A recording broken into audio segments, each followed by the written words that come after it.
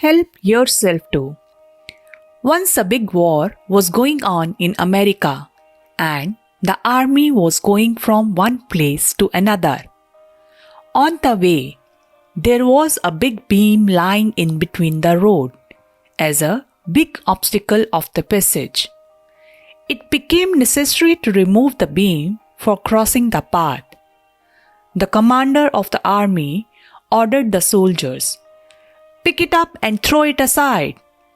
The soldiers started obeying, but the beam was too heavy. Soldiers were not able to lift it up. The commander was screaming from a distance, "How unworthy you guys are! Do not shirk work! Move fast! Pick it up!"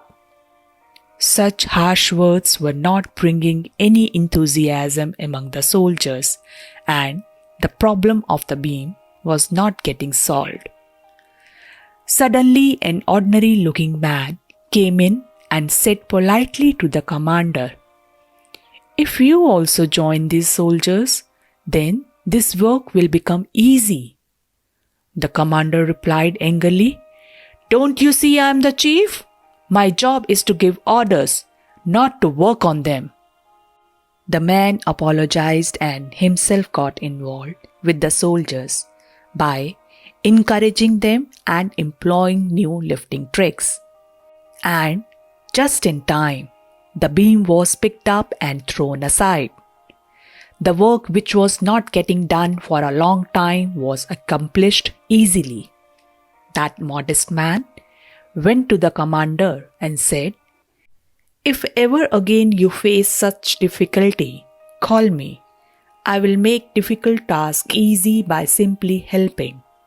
The commander said while ignoring him, "What is your name and where do you live?" The man replied politely, "Sir, I am George Washington, and by sending information on the address of the President of this country, you can inform me." Seeing his country's President George Washington in front of himself, the commander lost his senses and the ground started sliding beneath his feet. He pleaded for forgiveness, promised to behave well with soldiers and help them in future. We put our work on others and get annoyed when they are not able to do it. It would be nice if we extend them a hand of help and guide them from our experience. In this way, difficult tasks will become easy. Story from Akhand Jyoti, 1941, page 26.